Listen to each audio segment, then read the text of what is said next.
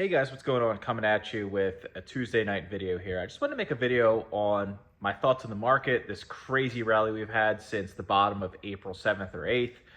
Kind of my thoughts on where Q2 earnings and basically what's going to happen, I think, this summer leading into the fall and then obviously to year end.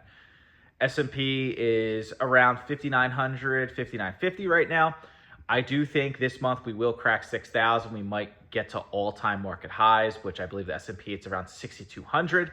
I do think that will happen. Obviously, the big beautiful bill passed the House. It's in the Senate right now. It's going back and forth. Trump and Elon have a huge spat right now saying the whole purpose of Doge was to cut spending, and obviously the bill is to raise spending. That's a whole nother topic. I don't even know if I want to get into right now on to why that's always going to happen. And yeah, so I don't even know if I want to get into that. So yeah, basically market's looking great. And we have some big things, some big catalysts this Friday. We have jobs numbers. We have unemployment data for May, which in my opinion is going to be pretty good. I think it's going to be less than 4.2%. So it's going to stay the same or like maybe tick up 1. So inflation looks great. I don't know why Wall Street's still freaking out about inflation. I've been saying this on this channel for basically all year. Inflation's dead. I don't know where these analysts and these people think inflation's coming from. If you went through the Q1 earnings reports and Q4, no one's talking about inflation. It's gone. So I don't understand. Like oil, like Brent is under $60 a barrel. Like that is so cheap. Like that's almost recessionary. If you go into a recession, you're not going to have inflation because people are going to lose jobs, not have money, and stop spending. So rents are getting lower, which is a huge impact to inflation. It's like a 30% housing is like a 30% weight. So I just don't see it. And I've said that for probably 6 months at this point. So not too concerned about that. I think that's a bunch of just trying to get retail to sell out. Retail's been super buy the dippy the past 6 weeks. Really the past like 3 months, I guess, like the whole way down. I was buying the whole way down. The second we got to like mid-April, I kind of started cashing up again, just because I went down to about 12% of my cash. I am now back up to 20. I did actually sell 20% of my remaining Palantir shares when it hit 135. That was it last week or the week prior? Whatever. It was a couple days ago. So I just wanted to get my cash up to over 20% again.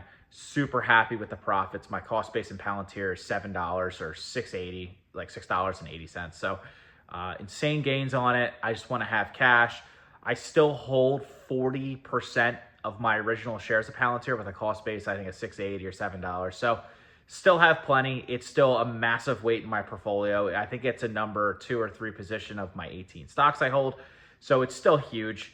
I just think I just want to diversify a little bit. And if there is a correction, I definitely want to be prepared with cash and buy different stocks and diversify. So that's kind of my approach there. What I've been doing recently is just kind of waiting. S&P is closer to highs than a 5% pullback right now at this point. Really just waiting for anything to come up to have a good opportunity to buy. Really happy with my portfolio right now. It's very well balanced, very well diversified. I feel like I'm in control. No matter, if the market runs up, great. If the market corrects, I'll start buying again. Not in margin. I'm not in debt. I'm at a healthy cash position.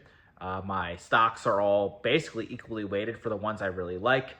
When the market does hit all-time highs, I probably will try to exit 2 positions that I have minor losses in, just to offset some of those gains this year. I was selling a little bit of NVIDIA in January and a little bit of Palantir in January. I just sold some more Palantir a week or so ago. So I just want to offset some of those realized gains. It's all long term, so it should be a flat 15 for me as far as taxes. So that's great. And so historically, we had, factually, we had the best month in May since 1990, which is crazy. Like I was hardly alive at that point. So that's a really long time. So if you sat out or you were waiting for, some crash or recession or something like that in April, you missed one of the best Mays in basically 35 years. So that probably doesn't feel good if you're a trader or if you got a little scared. I'd be a little upset on that if I were in that position. So that's why I don't try predicting markets. I just look at fundamentals, and if the fundamentals make sense, I buy the stocks and then I hold them. So that's why you do that. Historically, the best 6 weeks of the year actually start the first week of June, which is not really talked about much because, you know, there's a saying, sell in May, go away. Well, that was a big mistake this year. But so usually the summer's a little sleepy because Wall Street, you know, people go on vacations, they take off, they do this, they do that.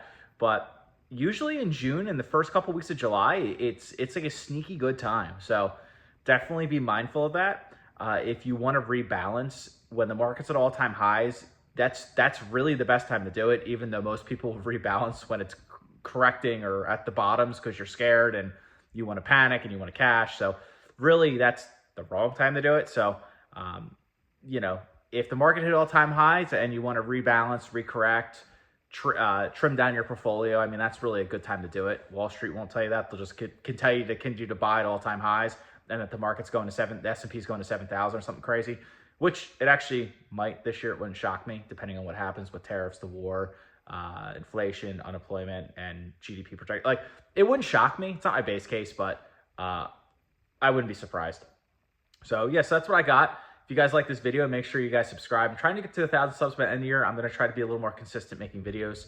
So yeah, that's what I got. Just kind of staying put, patiently waiting, and till tomorrow. Peace.